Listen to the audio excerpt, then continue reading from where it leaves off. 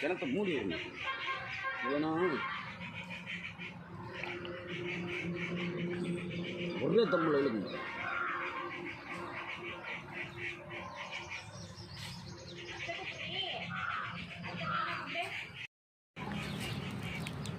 வாழைத்தண்டு தண்ணி எதுக்கு நான் பயன்படுது? கிட்னிக்கு நம்ம வயிற்று வலி இல்லாமல் வயிற்று வலி கிட்னி பயில் இருக்குது. இதுக்கெல்லாம் ஏன்னா கிட்னி பயில் இருக்குது. என்னென்ன போட்டிருக்கீங்க இதில்? சீரகம் போட்டிருக்குது.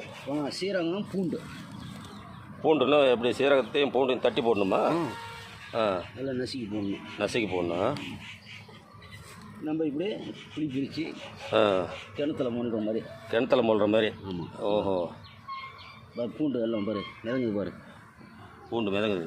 இந்த உள்ளார முல்லையிலே உங்களுக்கு சீரக ஸ்மெல் வரும். முல்லையிலே சீரகம் ஸ்மெல் வரும்.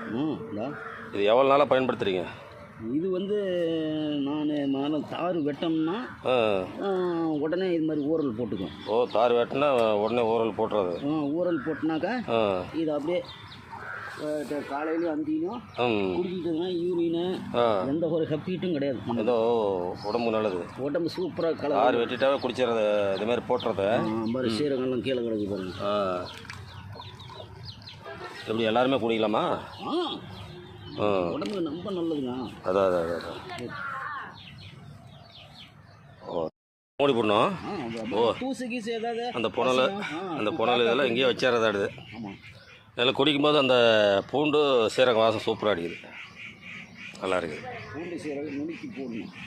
இந்த வாழை மரத்தை வெட்டிட்டாவே அந்த புளி மாதிரி பறித்து நம்ம கிணத்துல தண்ணி ஓடுற மாதிரி ஊறிக்கிட்டு இருக்கோம். அதான் போட்டு மூண்டு குடிக்கலாம். சரி. நல்ல கேஸ்டாக இந்த கல் பிரச்சனை, இந்த வாயு தொந்தரவு, மூட்டு வலி கூட கேட்குது.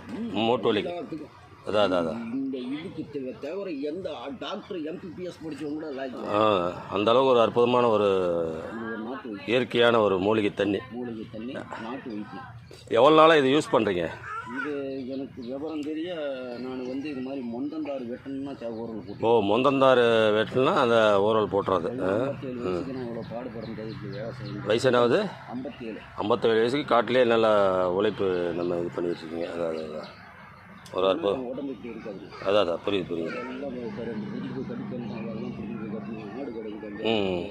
இதையும் பார்த்துக்கணும், காட்டு வேலையும் பார்க்கணும். அதான் சம்சாரம் வீட்டில் இருக்காது. உடனே வேலைக்காக கூலி வேலைக்கு போயிடும். அதான் புரியுதுங்க. யாரும் நீங்கள் சும்மா இருக்கிறதில்ல. இல்லைன்னா நாளைக்கு பையனை படிக்க வச்சு